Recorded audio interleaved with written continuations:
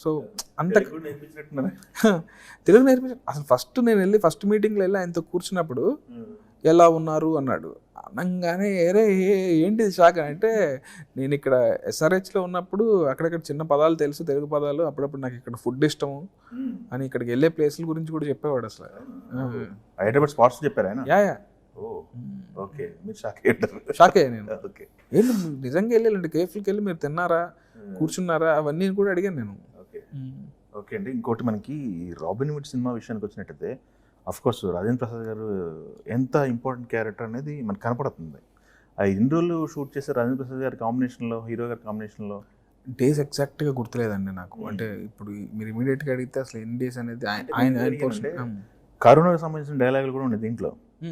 దీని అసలు షూట్ ఎప్పుడు మొదలు పెట్టారు, ఎంతకాలం నడిచింది, ఏంటి అనేది.